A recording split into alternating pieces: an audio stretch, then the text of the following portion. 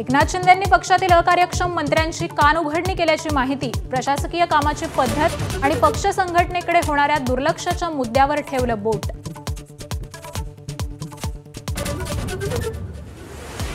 मनसे अध्यक्ष राज ठाकरे आणि मंत्री आशिष शेलार एकाच मंचावर येणार। अनेक दिवसांपासून दोन्ही नेत्यांच्या मैत्रीतील दुराव्याच्या चर्चेनंतर पहिल्यांदाच सोबत येणार।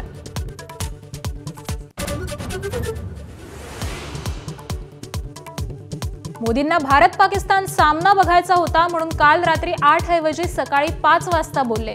संजय राऊतांचा दावा, सूर्यकुमारनं साहिबजादा फरहानच्या कमरेत लाथ घालायला पाहिजे होती असंही वक्तव्य।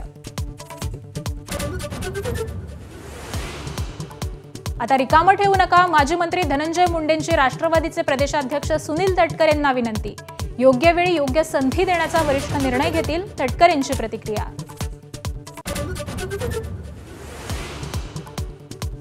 हैदराबाद गॅझेट जीआर विरोधातील याचिकांवर आज मुंबई हायकोर्टात सुनावणी। 2 सप्टेंबरचा जीआर रद्द करण्याची याचिकाकर्त्यांची मागणी।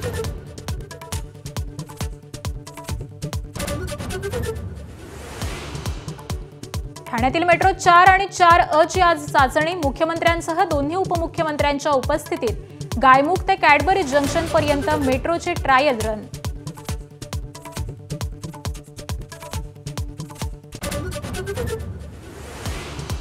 गर्व से कहो स्वदेशी है, समृद्धीसाठी पंतप्रधान मोदींचा नवा नारा। प्रत्येक घर दुकान स्वदेशी वस्तूंनी भरलं पाहिजे, मोदींचं देशवासियांना आवाहन।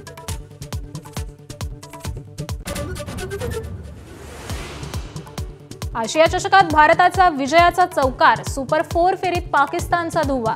टीम इंडियाची पाकवर 6 विकेट्सनं मात।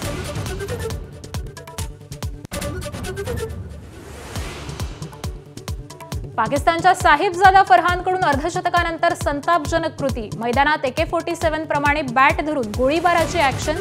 पाक खेळाडूच्या कृतीनं निष्पापांचा नरसंहार दिसला, राऊतांची टीका।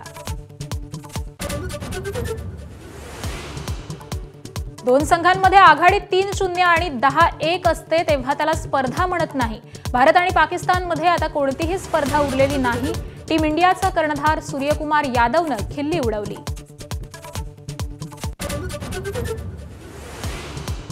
सोलापुरात मुसळधार पावसाचं थैमान, बार्शीत चांदणी नदीची पूरस्थिती कायम। अकलूज सांगोला मार्गावरील वाहतूक 12 तासांपासून ठप्प, तर धाराशिवमध्ये बाणगंगा नदीला पूर आल्यानं शेतात पाणीच पाणी। बीडच्या शिरूर कासारमध्ये जोरदार पाऊस, सिंदफणा नदीला पूर, घरांसह बाजारपेठात पाणी शिरल्यानं मोठं नुकसान, तर मांजरा धरणातून नदीपात्रात विसर्ग वाढवला। शारदीय नवरात्रोत्सवाला सुरुवात, कोल्हापूरच्या अंबाबाईला तोफेची सलामी, तुळजाभवानी मंदिरात फुलांची सजावट, तर सप्तशृंगीच्या आभूषणांची विधिवत पूजा। घरोघरीही उत्साहात घटस्थापना।